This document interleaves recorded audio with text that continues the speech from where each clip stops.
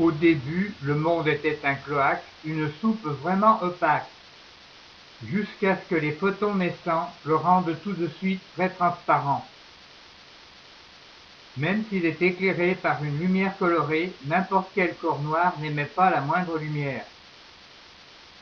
Mais, chauffé à blanc, en un instant, il va émettre tout le spectre.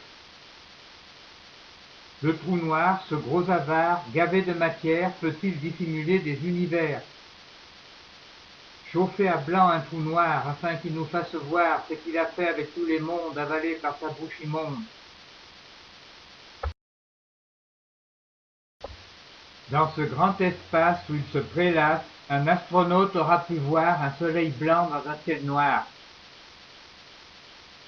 Ce soleil qui répand un rayonnement blanc, il faut le savoir, est un corps noir. Une réaction nucléaire fait croître sa température bien heureusement pour le chauffer à blanc. Le vent qui échevèle un jet d'eau qui coule nous offre un beau spectacle de toutes les couleurs.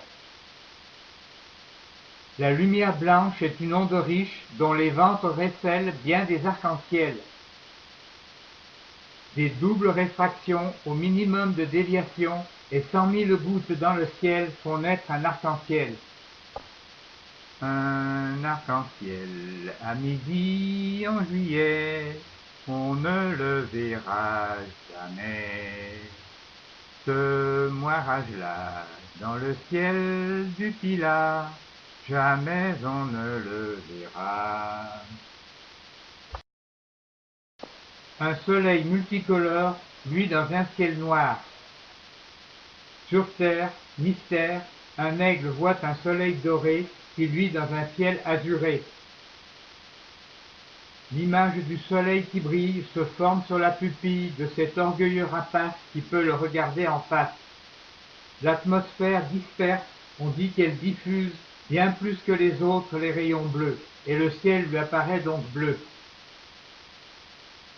Son cerveau qui mélange le bleu et vert et rouge, sans savoir les trier séparément, lui ferait voir un soleil tout blanc.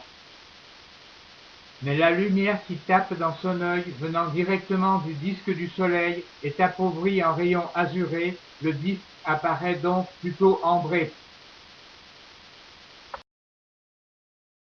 Quand l'astre solaire va se coucher, le phénomène est accentué car il perce une couche d'atmosphère plus longue qu'au sommet de sa trajectoire. Alors les rayons verts diffusant, le soleil devient rougissant, dans un ciel plutôt cyan, voire même verdissant. Au fond de nos yeux, nos cônes paresseux croient que la nuit, tous les chats sont gris. Un peintre farceur nous embrouille dans sa peinture en trompe-l'œil. Il copie le trajet de rayons qui arrivent de l'horizon, et voilà que notre cerveau, qui n'est pourtant pas idiot, mais que tout porte à y croire, est tenté de toucher pour voir. Un gradient de densité de l'air courbe les rayons de lumière. Un œil, comme saint Thomas, ne croit que ce qu'il voit. Sur sa rétine, un chameau se reflète bien dans l'eau, mais le cerveau qui est un sage va dire que c'est un mirage. Notre rétine ne voit rien que ce qu'elle voit. Pour ces deux segments de longueur identique, le cerveau ajoute l'illusion d'optique. Le soleil matinal éclaire la crête et les nuages à son pied butent, mais tellement la brise en amène que sur cet écran naît un spectre de Brocken. Une diffusion complexe des gouttes y ajoute une gloire colorée qui ne m'apparaît qu'au-dessus de mon crâne, marque certaine de mon aura divine. Dans les taches de lumière sans forme, la ramure bien serrée des grands ormes éparpille des disques parfaits, image du soleil qu'elle a fait.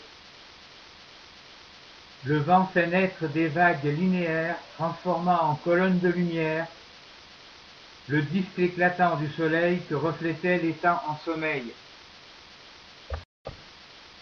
Penché au-dessus du pont, je fais une fixation sur l'eau qui, en bas, défile tout autour de ces piles. Et voilà que, relevant les yeux, je vois le paysage doucement monter dans les nuages. Mon double en face de moi, Lorsque je lève mon bras droit, dans le miroir sur le mur se dit « chiche » et après réflexion, lève son gauche. Mais dans le plan bisecteur de deux miroirs perpendiculaires, notre double lève sa main droite quand nous levons la nôtre.